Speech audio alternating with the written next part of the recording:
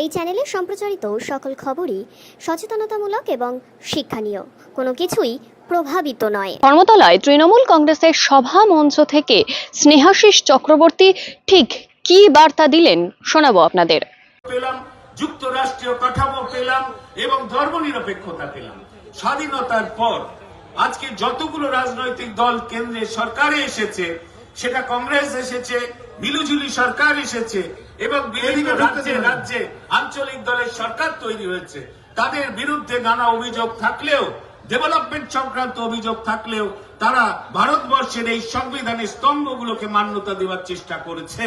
কিন্তু 2014 সালের পর নরেন্দ্র মোদীর নেতৃত্বে যে সরকার কেন্দ্রে আছে, তারা প্রতিদিন ভারতবর্ষের সংবিধানের এই স্তম্ভগুলোকে আঘাত করছে, সেগুলোকে ভুলুণ্ঠিত করার চেষ্টা করছে এবং সেগুলোকে ভেঙে দেওয়ার চেষ্টা করছে। তাই আজকে আমাদের এত আশঙ্কা এবং তাই ভারতবর্ষের মানুষের এত অস্থিরতা এবং এত আশঙ্কা তৈরি হয়েছে। এর বিরুদ্ধে আমাদের জোটবদ্ধভাবে লড়তে হবে। আজকে জানেন আমরা কেন ভারতবর্ষ এত সুন্দর? 1947 সালে যখন দেশ স্বাধীন হয়, 1950 থেকে 1930 থেকে 50 আপনি খেয়াল করুন যে এই ভারতবর্ষের মতো দক্ষিণ পূর্ব এশিয়ায় আরো কতগুলো দেশ স্বাধীন হয়েছিল। ইন্দোনেশিয়া স্বাধীন হয়েছে, ব্রহ্মদেশ হয়েছে, শ্রীলঙ্কা হয়েছে, পাকিস্তান হয়েছে। কিন্তু সেই সমস্ত দেশের যে শাসক, তারা সেই দেশের মানুষের হাতে গণতান্ত্রিক অধিকার তুলে দেয়নি। তাই 1958 সালের 7ই অক্টোবর পাকিস্তানের সেনাপ্রধান আইয়ুব খান বন্দুকের নল দেখিয়ে পাকিস্তান দখল করে নিয়েছিলেন। পাকিস্তানের সামরিক শাসন জারি হয়েছিল। 1965 সালে ইন্দোনেশিয়ায় সামরিক শাসন জারি হলো। তারপর একে একে ব্রহ্মদেশ, শ্রীলঙ্কা, আফগানিস্তান এবং 1971 সালে প্রতিষ্ঠিত বাংলাদেশেও গণতন্ত্র টেকেনি। বারবার সেখানে সামরিক শাসন, মিলিটারির বুটের তলায় সেখানে মানুষের মৌলিক অধিকার বিসর্জিত হয়েছে। কিন্তু 75 বছর ধরে আজকে ভারতবর্ষের গণতন্ত্র টিকে আছে। তার একটাই কারণ যে 1950 সালে 26শে জানুয়ারি ভারতবর্ষের সংবিধান তৈরি হওয়ার ঠিক 2 বছরের মধ্যে 1951 সালের শেষ দিকে ভারতবর্ষের প্রধানমন্ত্রী জওহরলাল নেহরু লোকসভা নির্বাচনের ডাক দিয়েছিলেন। সেদিন জওহরলাল নেহরুকে অনেকে বলেছিলেন যে আপনি এখনই কেন নির্বাচন ডাকছেন?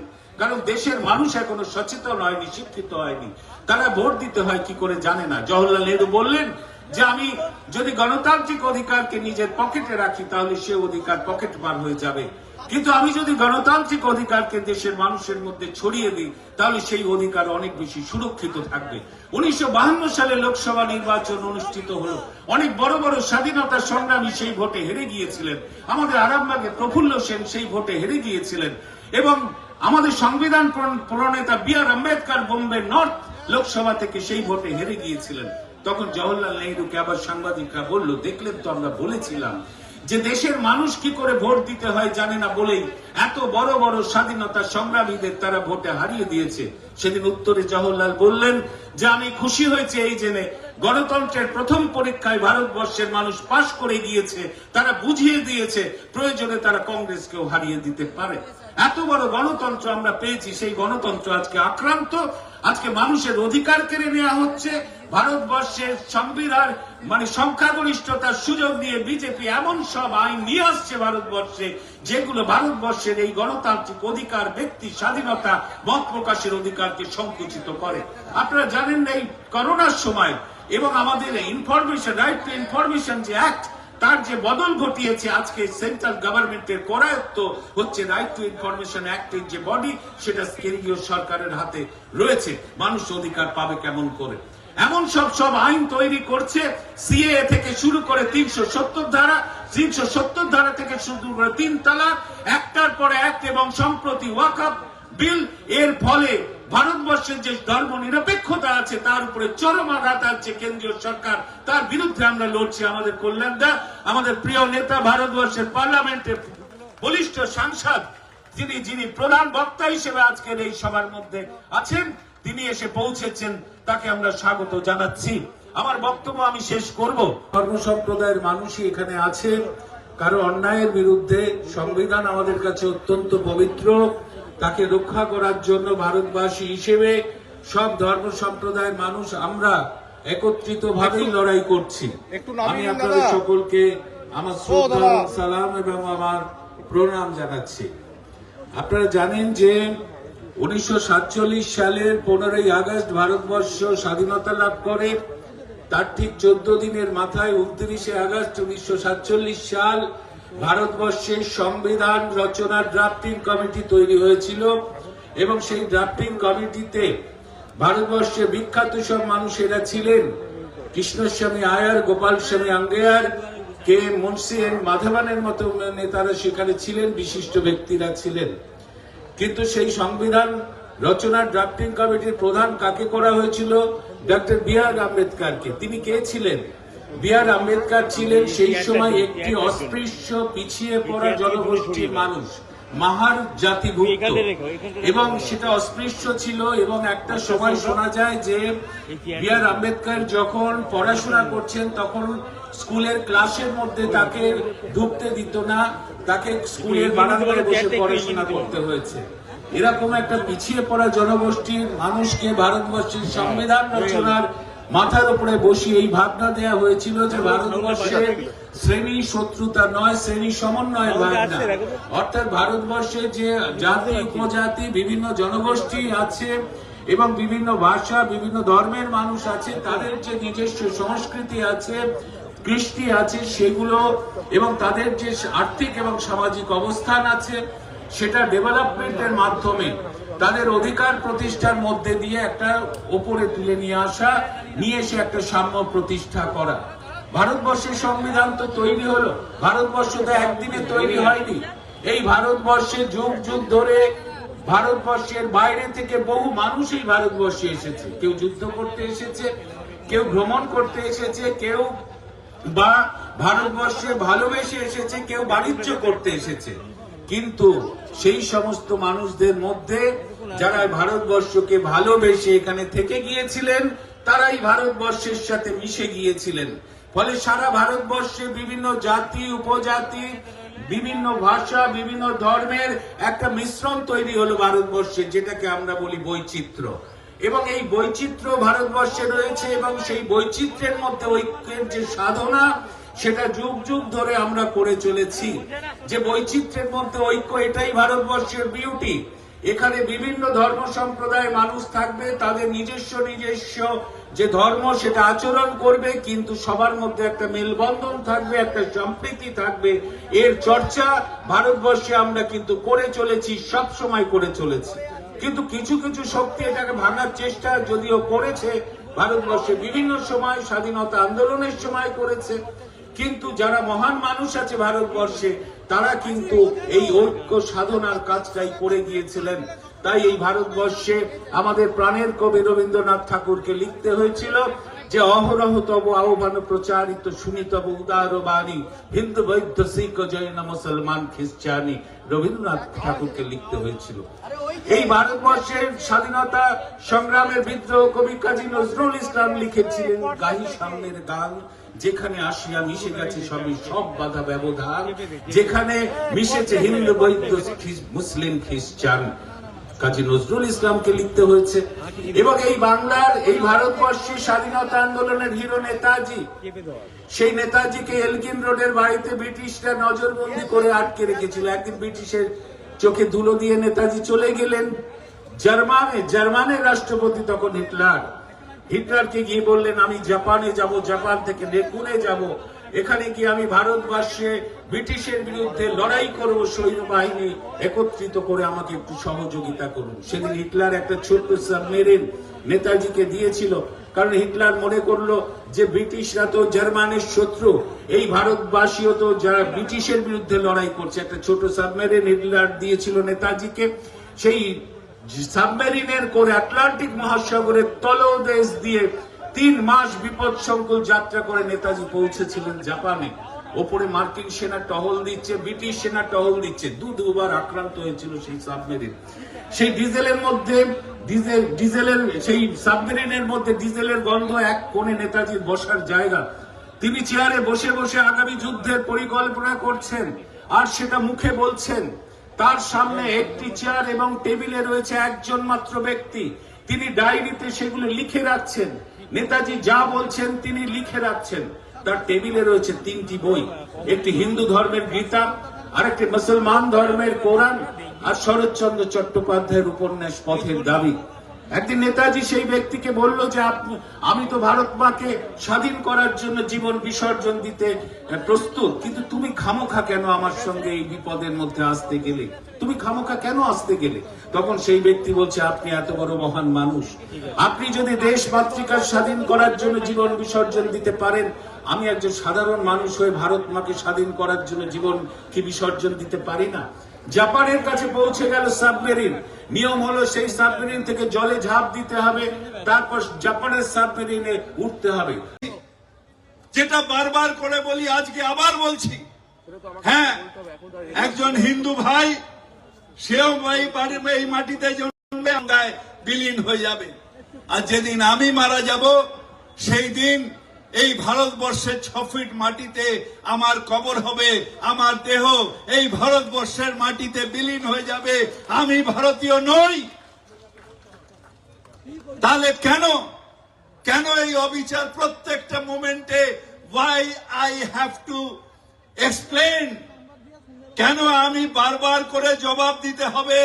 কেন প্রমাণ করতে হবে যে আমি ভারতীয়?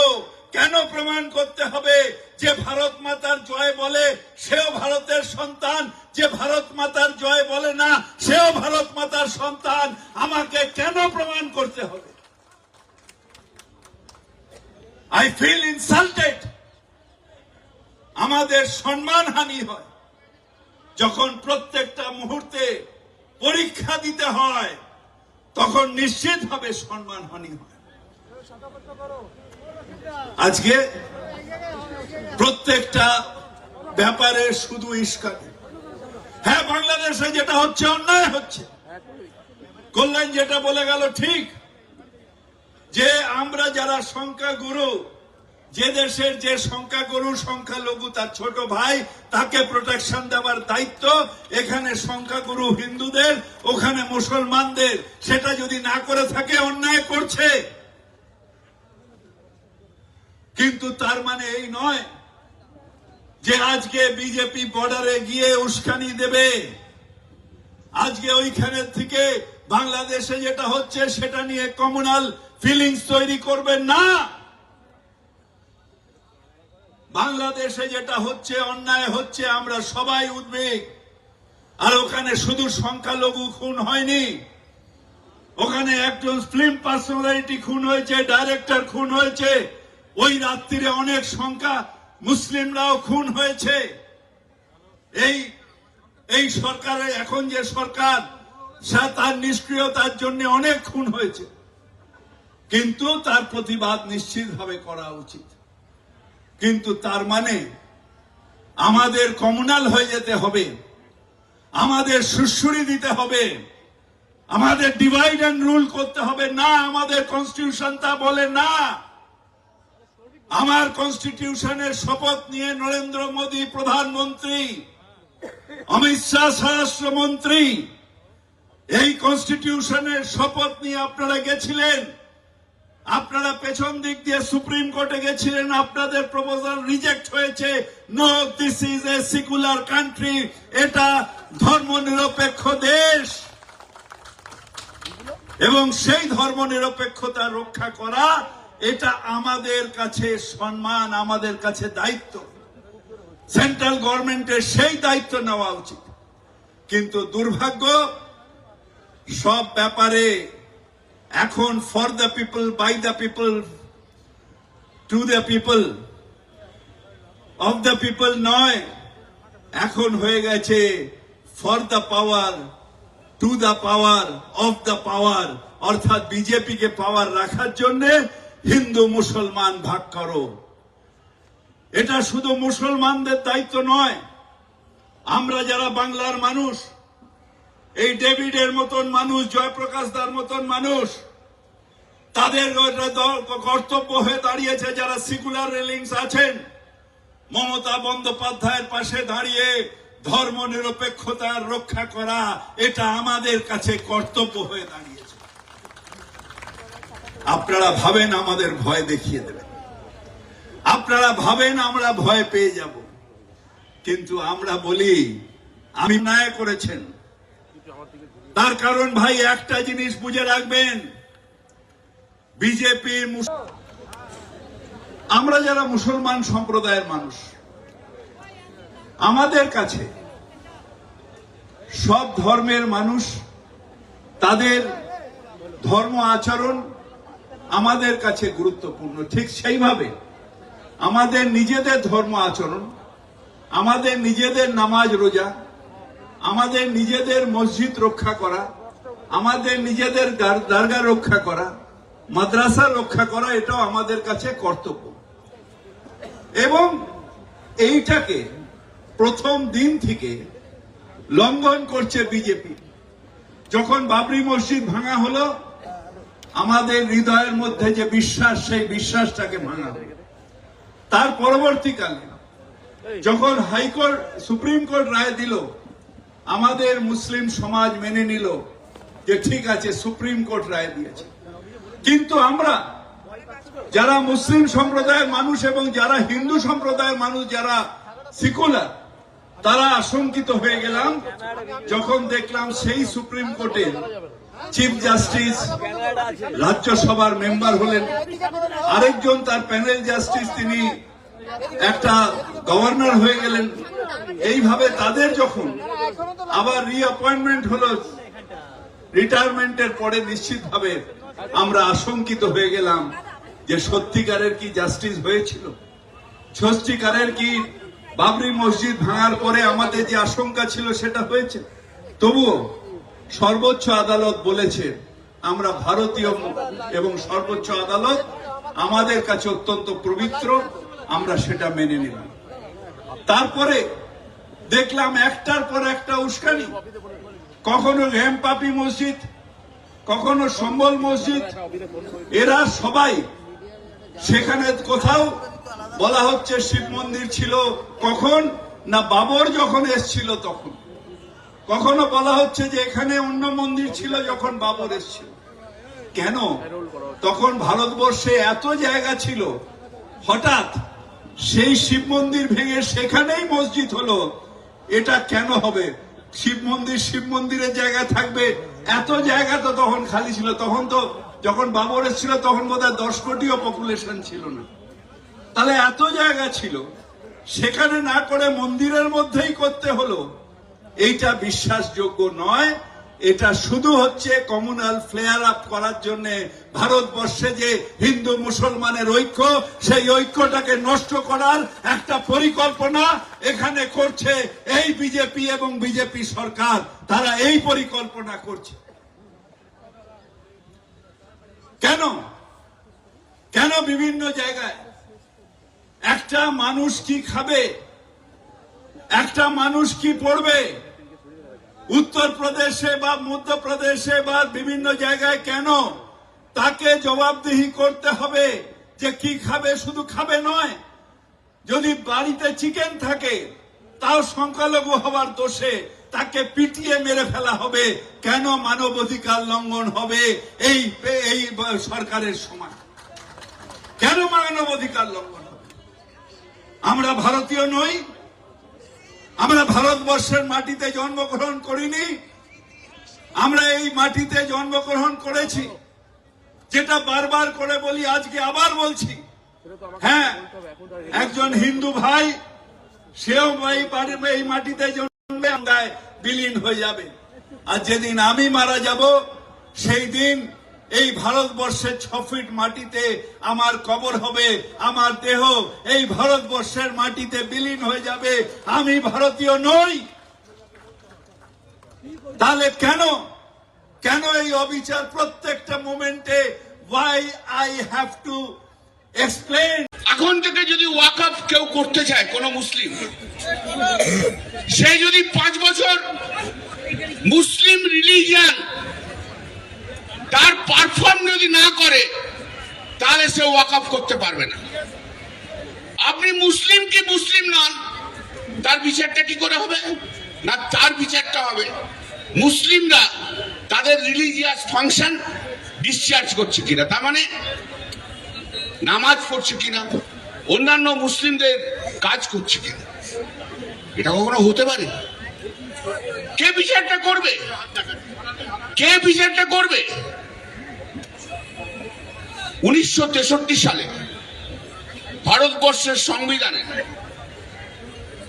ভারতবর্ষের সুপ্রিম কোর্ট 5 জন কনস্টিটিউশন বেঞ্চে দুটো জিনিস ডিসাইড করেছিল। এক নম্বর হচ্ছে, আপনি যেখানে নামাজ পড়বেন বা যারাই নামাজ পড়বে কোনো এক জায়গা, সেটা that will be treated as Waqf property. যে কোনো একটা জায়গায় যদি 20 জন, 25 জন, 15 জন, 5 জন রেগুলারলি নামাজ পড়ে, সেটা ওয়াকফ প্রপার্টি বলে ট্রিট করা হবে। আর নামাজ যে মসজিদেই পড়তে হবে তার কোনো কম্পালশন নেই। নামাজ যদি সে বাড়িতে বসে পড়ে, তাহলে সেটা কি নামাজ নয়? কি করে ডিসাইড করবেন? আমরা যারা আমাদের ফর্মে কি ফিল আপ করতে হয়, religion Hindu, religion Muslim, religion Christian, আমরা কি করি? Hindu by performing religious function করি কি? তা যদি না হয় তাহলে কি হবে? ধরে নিন এটা ছেড়ে দিন, তাহলে কমরেড সিপিএম দের কি হবে? যারা ধর্মকেই বিশ্বাস করে না, যারা কোনোদিন মসজিদ যায়নি, যারা কোনোদিন নামাজ পড়েনি, সেই কমরেডরা কি করবে? তারা কি মুসলিম নয়? যদিও সিপিএম এর গলা থেকে কোনো আওয়াজ বেরোয় না, কিন্তু ওয়াকফ বিলের বিরুদ্ধে সেলিমের মুখ থেকে কোনো শব্দ বেরোয় না। ভারতবর্ষের লোকসভায় সিপিএম এর পশ্চিমবাংলা থেকে এমপি নেই। ভারতবর্ষের লোকসভায় একটা ওই রাজস্থান থেকে সিপিএম এর এমপি এসে তার গলাতে আওয়াজ নেই। ভারতবর্ষের রাজ্যসভায় সিপিএম এর এমপিদের থেকে কোনো আওয়াজ নেই। যেই জানুয়ারি জয়েন্ট পার্লামেন্টারি কমিটিতে জানেন সিপিএম এর কেউ নেই, ওখানেও শূন্য। তাহলে কি হবে? তাহলে কমরেড সেলিম কি মুসলিম না নন মুসলিম? কারণ উনি তো নামাজ পড়েন না। কিন্তু আজকে উনি যে মুসলিম, তার ব্রিফটা আমি নিয়েছি বলবার জন্য। উনি নামাজে না পড়তে পারেন, কিন্তু উনি মুসলিম। এইভাবে কখনো মুসলিমদের মধ্যে ভাগ করে দেয়া যায় না। ফাংশন করতে পারবে না, ফাংশন করলেই তবে রিলিজিয়াস ফাংশন করলেই তবেই মুসলিম হবে, এটা হয় না। এটা হয়, আপনি বলুন তো। যা পাচ্ছে তাই নিয়ে আসছে, সার্ভে কমিশনার তুলে দিচ্ছে।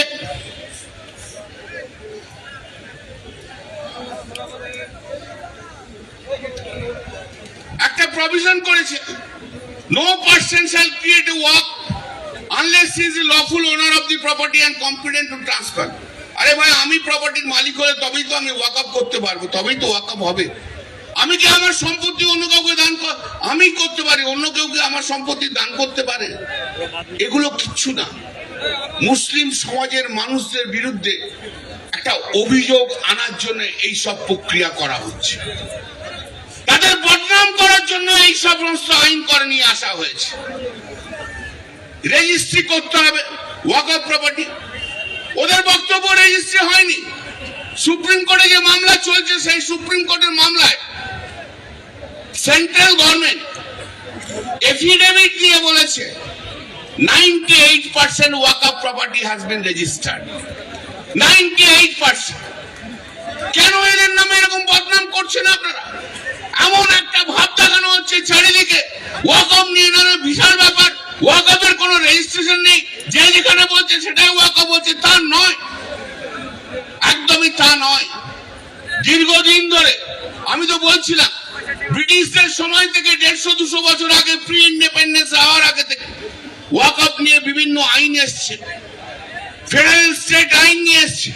সেই আইনের মধ্যে দিয়ে আজকে ওয়াকফ প্রপার্টি নিয়ে করা হচ্ছে। সবচেয়ে বড় প্রশ্ন যেটা এসছে আজকে, বিশাল বড় প্রশ্ন, করিমদা এসছে, আমার অনেক দিনের সিনিয়র, সেই কবে 2001-এ। সবচেয়ে বড় প্রশ্ন এসছে, যদি কালেক্টর মনে করে এটা গভর্নমেন্ট প্রপার্টি, তাহলেই কিন্তু সেটা গভর্নমেন্ট প্রপার্টি হয়ে যাবে, তাহলে আর সেটা ওয়াকফে থাকবে না। ধরুন কোন একটা ওয়াকফ প্রপার্টিকে যদি কালেক্টর বলে দেয় না এটা গভর্নমেন্ট প্রপার্টি, ফাইনাল, সেটা আর ওয়াকফ প্রপার্টির মধ্যে থাকবে না। কালেক্টরের এই পাওয়ারটা কে দিয়েছে? সম্পত্তির মালিকানা, সম্পত্তির মালিককে, সম্পত্তির টাইটেল কার কাছে থাকবে তার বিচার একমাত্র কে করতে পারে? থেমে যাবে। একমাত্র সিভিল কোর্ট করতে পারে। সিভিল কোর্ট ছাড়া কেউ করতে পারে না। সিভিল কোর্ট ছাড়া কেউ করতে পারে না। সেই সিভিল আজ থেকে 200 থেকে 250 বছর আগে সেটা একটা গ্রাম ছিল, রায়সিনা ভিলেজ। বিরাট বড় রায়সিনা ভিলেজ ছিল। সেই গ্রামে অনেক মুসলিম সম্প্রদায়ের মানুষ থাকত। তাদের নামাজ পড়ার জন্য পার্লামেন্টের সামনে যে মসজিদটা আপনারা দেখতে পান, সেই মসজিদটা ওয়াকফ করা হয়েছে। তার জন্য কিন্তু কোনো দলিল নেই, মুখে বলে সেখানে ওয়াকফ করা হয়েছে। ওয়াকফ প্রপার্টি। আর সেই মসজিদ 200-250 বছরের জন্য রয়েছে। সেই মসজিদে কে আসেনি নামাজ পড়তে? স্বাধীনতার আগে ভুট্টা থেকে আরম্ভ করে, ফকিরউদ্দিন আলী আহমেদ থেকে আরম্ভ করে, আবুল কালাম থেকে আরম্ভ করে, ভারতবর্ষের বিশিষ্ট মুসলিম থেকে আরম্ভ করে, বিদেশ থেকে যারা এসছে তাদের থেকে আরম্ভ করে আর সেই মসজিদে নামাজ পড়তো। আজ যদি আপনি সেখানে কাগজ না দেখাতে পারেন, তাহলে কি আর ওয়াকফ প্রপার্টি থাকবে না? কেড়ে নেবেন। আমি আমার ছোটবেলায়, আমার মনে আছে, আমার ছোটবেলা থেকে যখন একটু বড় হয়েছি, আমি তো বিভিন্ন জায়গায় ট্রান্সফারেবল ছিল আমার বাবার চাকরি। সে হরিপাল বলুন, পান্ডুয়া বলুন, আমি গেছি, পড়াশোনা করেছি। তো দরগা দেখা যায়, দরগা ছোট ছোট ছোট ছোট ছোট ছোট ছোট ছোট দরগা। আজ থেকে 30 বছর আগেও অনেক মসজিদ ছিল না, কিন্তু দরগা ছিল। সেই দরগাতে সন্ধ্যেবেলায় যখন মা ঠাকুর ঘরে প্রদীপ জ্বালাতো, আর আমার ঠাকুমা বলতো, যা একটা মোমবাতি দরগায় যে পীর বাবার জন্য দিয়ায়, ওনার কাছেও প্রার্থনা চাইতে হয় সেই দরগার সম্পত্তি। এই তো সিকিউরিটি। ছোট থেকে যে বড় হয়েছে এইভাবে, আজকে সেই চিন্তা ভাবনা থেকে সরে যাব কি করে? মা জ্বালাচ্ছে প্রদীপ ঠাকুর ঘরে, আর ঠাকুমার নির্দেশে 5-6 বছরের বয়সের ছেলে আমি দরগাতে যে প্রদীপ জ্বালিয়ে আসতাম, মোমবাতি জ্বালিয়ে আসতাম। আমরা এতটাই বিশ্বাস যে দরগাতে যে পীর বাবার, ওখানে পীর বাবাকে দেখি আর না দেখি, দরগাতে যে মাথা ঠেকালে সমস্ত কিছু আমাদের ভালো হয়ে যাবে, এই বিশ্বাস দিয়েই তো আমরা বড় হয়েছি। আজ ভারতবর্ষের বুকে কত দরগা রয়েছে বলুন তো? সেই কটা দরগায় আজ কাগজ আছে বলতে পারেন? আজ আপনি এমন একটা আইন নিয়ে আসছেন, সেই দরগাকে তুলে দিয়ে বলবেন এটা ওয়াকফ প্রপার্টি নয়, এটা মসজিদ নয়, এটা অন্য প্রপার্টি, ওয়াকফ প্রপার্টি নয়। হতে পারে কখনো 100 বছর 100 বছর ধরে যে সমস্ত প্রপার্টি ওয়াকফ প্রপার্টি হিসেবে আজকে গণিত হয়ে এসছে, আমরা জানি যেখানে এখানে মসজিদ আছে, এখানে দরগা আছে, এখানে মুসলিম ইনস্টিটিউট আছে, এখানে মুসলিম হসপিটাল রয়েছে। আজ তাদের কাগজ থাকুক আর না থাকুক, আপনি বাই স্ট্রোক অফ পেন আজকের এই বিল অনুযায়ী তার অধিকারকে কেড়ে নেবেন। এটা কি কখনো হয় নাকি? এটা কখনো বাস্তব হয়? মেনে নিতে পারি আমি। বছরের পর বছর ধরে রয়েছে, তাই তো কখনো কখনো হস্তক্ষেপ করেননি। আজকে কেন হলো? কেন এমন হলো? কিসের আপনাদের এই অধিকার? কেন এই চিন্তা ভাবনা? বাবরি মসজিদ ধ্বংস করার পর রাম মন্দির তৈরি করেছেন বলেই আজকে সারা ভারতবর্ষ জুড়ে মুসলিম সম্প্রদায়ের মধ্যে আপনারা লড়াই লাগাতে চাইছেন। মুসলিম সম্প্রদায়ের সমস্ত সম্পত্তি অধিকারকে আপনারা নিয়ে নিতে চাইছেন। আপনারা ঘুর পথে বলতে চাইছেন যেটা মসজিদ নয়, এখানে মন্দির ছিল, এটা দরগা নয়, এখানে মন্দির ছিল। এই লড়াই আমরা লড়তে দেব না। আমরা এই লড়াই লড়তে দেব না। ভারতবর্ষের বুকে, ভারতবর্ষের বুকে হিন্দু মুসলিমের লড়াই নরেন্দ্র মোদী আপনি যতই চেষ্টা করুন লাগানোর, লাগাতে আমরা দেব না, আগাতে আমরা দেব না। দরকার হলে আরো রক্ত বইবে আমাদের শরীর থেকে, কিন্তু হিন্দু মুসলমানের ঐক্য এই ভারতবর্ষের বুকে থাকবে। সেই ঐক্যকে নষ্ট করতে দেব না। মুতুয়ালি, আগে মুতুয়ালি লিখিত ভাবেও দেওয়া হতো, ওরেলেও মুতুয়ালি রয়েছে। এমন জায়গায় তো ডিক্লারেশনে বলেছে এ হচ্ছে মুতুয়ালি। মুতুয়ালি কি? মুতুয়ালি হচ্ছে manager, manager of the property. মুতুয়ালি যদি কোনো ভুল কাজ করে থাকে দেখবে কে? ওয়াকফ বোর্ড। আজ যারা বলছে যারা মুতুয়ালি ওরেলি অ্যাপয়েন্টেড হয়েছে, আজ তারা চলে যাবে। হয় কখনো কোন আইনের রেট্রোস্পেক্টিভ এফেক্ট হয়? 15 বছর 20 বছর আগে যে সমস্ত মুতুয়ালিরা অ্যাপয়েন্টেড হয়েছে আজ তারা থাকবে না, এটা কখনো হতে পারে না। এটা মেনে নিয়ে যাওয়া যায়? আপনারা বলুন, এ তো মেনে নেওয়া যায় না। সার্ভে কমিশনার এতদিন ধরে কে সার্ভে করত? সার্ভে যদি না হয়ে থাকে কার দোষ হয়েছে? সার্ভে যদি না হয়ে থাকে কার দোষ? কেন্দ্রীয় সরকারের দোষ। সার্ভে কমিশনার, জেলায় জেলায় একটা সার্ভে কমিশনার রয়েছে, তার সার্ভে করাটাই কাজ। সেই সার্ভে কমিশনারটাকে সরিয়ে দিয়ে সেখানে কালেক্টরকে নিয়ে আসছে। কালেক্টর কি মাঠে যে সার্ভে করবে? চল বাবু চল, এই মাঠে যাই একটু সার্ভে করি, চল ওই মাঠে যাই একটু সার্ভে করি, করবে? কালেক্টর জীবনে কোনোদিন গ্রামের রাস্তায় যে যায় না, সে সার্ভে করবে করতে। কালেক্টর নিয়ে আমার অনেক কিছু বলার আছে, আমি বলবো আপনাদের।